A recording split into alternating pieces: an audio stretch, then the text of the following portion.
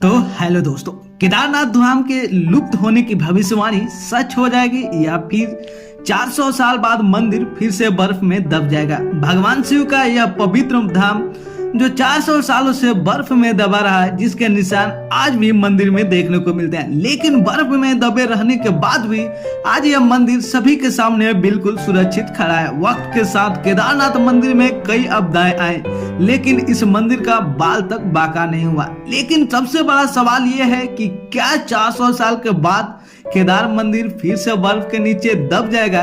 केदारनाथ की रहस्यमयी कहानियां जानने के लिए इस वीडियो के अंत तक बने रहिएगा। दोस्तों मैं हूं आपका दोस्त विनय, आपका स्वागत करता हूं आपके चैनल विनय मौर्य पर। दोस्तों यदि आप मेरे चैनल पर पहली बार हो या नए हो तो प्लीज चैनल को सब्सक्राइब कर दीजिए और बेल आइकन को प्रेस कर दीजिएगा। दोस्तों रहस्यमयी केदारनाथ मंदिर की कहानी ही कुछ इस तरह से है। दोस्तों 12 ज्योतिर्लिंगों में से सबसे सर्वोच्च माने जाने वाला केदारनाथ धाम जो हिमालय के गोद में बसा हुआ है, लोगों की आस्था का सबसे प्रमुख केंद्र माने जाने वाला इस धाम का निर्माण 8वीं शताब्दी में आदि शंकराचार्य ने कराया था।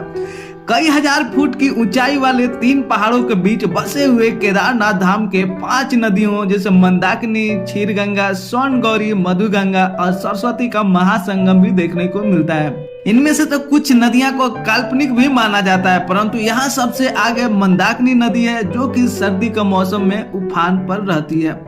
दोस्तों 2013 में आई भीषण आपदा ने पूरे केदारनाथ घाटी को भारी तबाही मचाई। हजारों लाखों लोग गायब हो गए, कई लोग मौत के नींद सो गए। लेकिन हैरानी की बात यह है कि इस भयावह मंजर तथा आसपास का पूरा क्षेत्र तबाह होने के बावजूद भी यह मंदिर पर एक खरोच तक नहीं आए। इससे पहले भी 400 साल तक बर्फ में दबे रहने के बावजूद भी केदारनाथ मंदिर सुरक्षित बाहर निकल गया। लेकिन मंदिर में सुरक्षित रहने के पीछे वैज्ञानिक तर्क यह है कि इसे एक ऐसी तकनीक से बनाया गया है जो आपदा तथा बर्फ में भी मार को आसानी से झेल सकता है।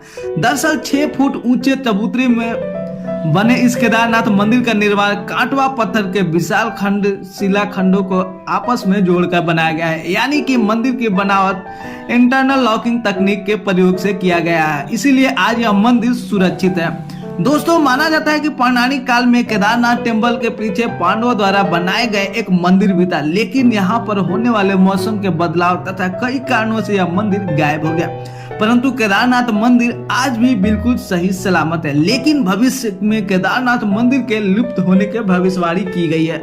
माना जाता है कि जिस दिन नर या नारायण पर्वत आपस में मिल जाएंगे उस दिन केदारनाथ शिवलिंग गायब हो जाएगा। यह हो सकता है कि फिर से हिम युग आए और ये केदारनाथ मंदिर बर्फ के अंदर दब जाएगा, या फिर हो सकता है कि ये मंदिर ग्लेशियर के अंदर दब जाएगा। लेकिन क्या इन सब के बावजूद ये मंदिर फिर से सुरक्षित रहेगा, ये तो वक्त ही बताएगा। लेकिन लोगों की आस्था का यह प्रमुख केंद्र बहुत ही अनोखी और तकनीक के साथ बनाया गया है जो आज भी सुरक्षित है। दोस्तों यदि आप केदारनाथ जाने के बारे में सोच रहे हैं तो आपको कुछ रोचक तथ्यों के बारे में पता होना चाहिए। दोस्तों स्थानीय लोगों का मानना है कि केदारनाथ मंदिर धाम के पीछे शंकराचार्य की समाधि है। मान्यताओं के अनुसार गुरु शंकराचार्य ने केदारनाथ धाम में ही अपना महासमाधि ली थी। 2013 में आई बाढ़ के बाद केदारनाथ धाम क्षेत्र को सर्वाधिक प्रभावित हुआ था। लेकिन आश्चर्य की बात यह है कि इस आपदा में केदारनाथ धाम को किसी भी प्रकार का क्षति नहीं हुई। शरणार्थी श्रद्धालु के लिए केदारनाथ धाम को पूरे 1 वर्ष के लिए बंद कर दिया गया था। मंदिर के सामने एक छोटा सा स्तंभ है जिस पर माता पार्वती और 5 पांडवों का चित्र अंकित है।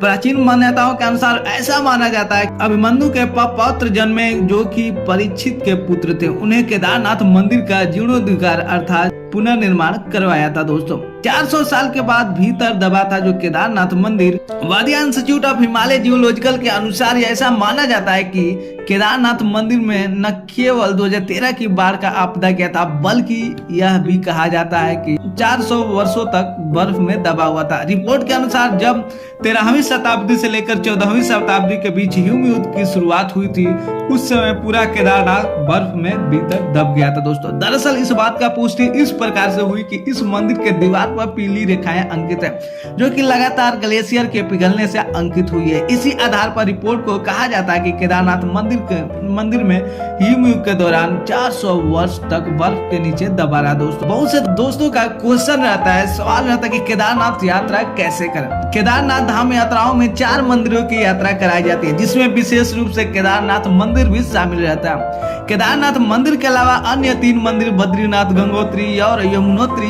हर वर्ष मंदिर के दर्शन कराने की तिथि तय की जाती है और यह हिंदू पंचांग के अनुसार ओंकेश्वर मंदिर के पुरोहित द्वारा तय की जाती है। अक्षय तृतीया और महाशिवरात्रि के दिन पुरोहित द्वारा केदारनाथ में स्थित स्वयंभू शिवलिंग का आराधना के लिए तिथि सुनिश्चित की जाती है। दोस्तों केदारनाथ मंदिर का दर्शन का समय क्या है? दोस्तों यदि आप केदारनाथ की यात्रा पर गए हैं तो आपको केदारनाथ मंदिर के दर्शन का समय का ज्ञान होना अति आवश्यक। दोस्तों केदारनाथ मंदिर का दर्शन का समय का प्रक्रिया की मैं बात करूं तो केदारनाथ मंदिर के द्वार आम भक्तों के लिए दर्शन के लिए सुबह 6 बजे से खोले जाते हैं। भगवान शंकर की पूजा का मुख्य रूप से रहता है कालिक पूजा, महाभिषेक पूजा, अभिषेक, रुद्राक्ष, अष्टोपचार पूजन, संपूर्ण आरती, पांडव पूजा, गणेश पूजा, श्री भैरव पूजा, शिव सहस्त्र नाम आदि शामिल है। दोस्तों केदारनाथ मंदिर में दोपहर 3 बजे से 5 बजे के बीच मध्य में एक विशेष पूजा होती है तथा इसके पश्चात भगवान के विश्राम के लिए फलस्वरूप मंदिर के कपाट को बंद कर दिया जाता है। मंदिर के कपाट पुनः शाम 5 बजे खोले जाते हैं तथा आम जनता एवं भक्त जन को दर्शन कर सकते हैं। दोस्तों इसके पश्चात 5 मुखी वाली भगवान शिव की प्रतिमा का श्रृंगार होता है और संध्या काल से ही आरती का समय 7:30 बजे से 8:30 बजे के बीच तय किया गया है जिसमें भगवान शिव की आरती की जाती है। इसके पश्चात मंदिर का कपाट बंद कर दिए जाते हैं। शिव काल में केदारनाथ घाटी बर्फ से लग जाती है, इसलिए पुरोहितों द्वारा नवंबर 15 से लेकर साल के अंत यानी 14 या 15 अप्रैल तक केदारनाथ मंदिर का कपाट बंद कर दिए जाते हैं। साल के दौरान भगवान शंकर को पंचमुखी वाली प्रतिमा को उखीम मठ में स्थापित किया जाता है। दोस्तों इस वीडियो में हमने आपको केदारनाथ मंदिर का इतिहास के ऐतिहासिक व पौराणिक कथाओं का दर्शन का समय का वास्तुकला का आदि के बारे में जानकारी दी है। दोस्तों क्या आप केदारनाथ यात्रा पर केदारनाथ दर्शन करने गए हैं? अगर आप यहाँ आए हैं तो आपको यहाँ जाकर कैसी अनुभूति हुई, अपना जवाब कमेंट बॉक्स में जरूर लिख दीजिएगा। दोस्तों साथ ही अगर आप महादेव के भक्त हैं तो कमेंट में हर हर महादेव लिखना मत भूलिएगा। दोस्तों फिलहाल आज के लिए इस वीडियो में इतना ही। दोस्तों मिलता हूँ मैं आपसे अगली वीडियो में, तब तक के लिए जय हिंद जय भारत। दोस्तों